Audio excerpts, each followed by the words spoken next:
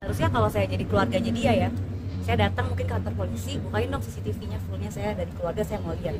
Harusnya seperti itu supaya bisa lihat langsung ini gimana kejadiannya. Nah kayak kemarin aja yang pada keluar kan, padahal kemarin saksi kolam itu banyak loh, 5 orang, dimana itu sangat penting semua, mereka keluar satu-satu.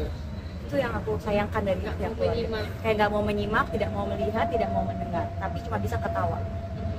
Kami merasa saksi memberatkan pihak terdakwa. Ya, tapi kan ini semuanya tidak ada yang memberatkan, tidak ada yang meringankan. Saksi hanya menceritakan kejadian yang dia lihat, yang dia tahu gitu. Apa untungnya juga buat mereka sih? Itu kenal aku enggak, kenal si Yuda enggak, kenal papanya Date enggak.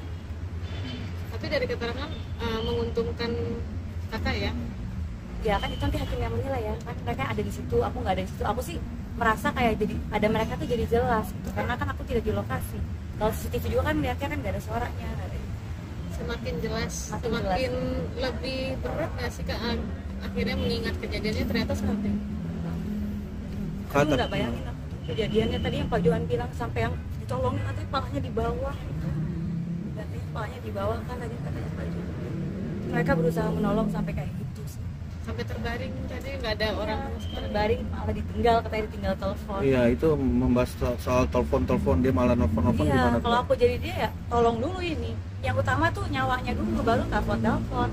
Entah siapa yang ditelepon. Aneh sih tadi pengacaranya itu malah bilang nyalahin, kayak menyudutkan orang kolam ya, menuduh kenapa nggak pakai mobil bapak lah. Harusnya mobilnya Yuda lah, kan dia datang pakai mobil.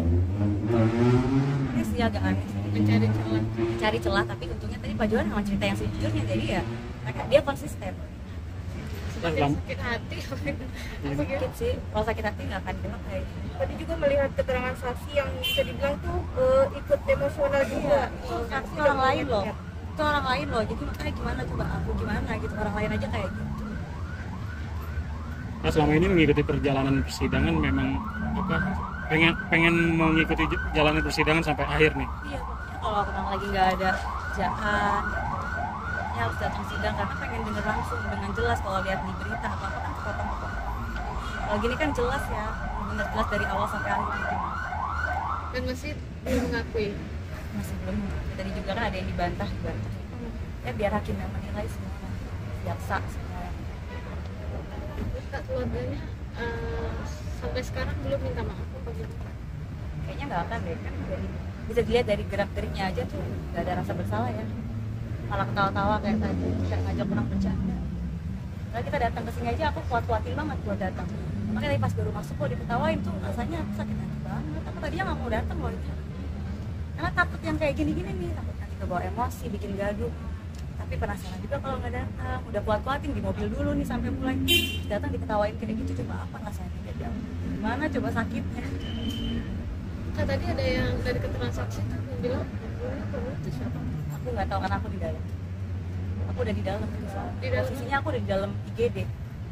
Jadi kan ada kesalahan yang dia bilang kalau aku belum datang kan, sebenarnya aku udah di dalam, mungkin dia nggak lihat aku karena kan dia bilang dia tidak tahu ibunya yang mana. Tapi mendengar Mbak ada keributan di Aku nggak luar. tahu, di dalam udah fokusnya sama Date, handphone apa mobil aku aja udah geletakan di mana-mana. Kalau nggak adik aku yang ngambilin, adik aku yang bersihin, mungkin udah ketinggalan semua di rumah sakit.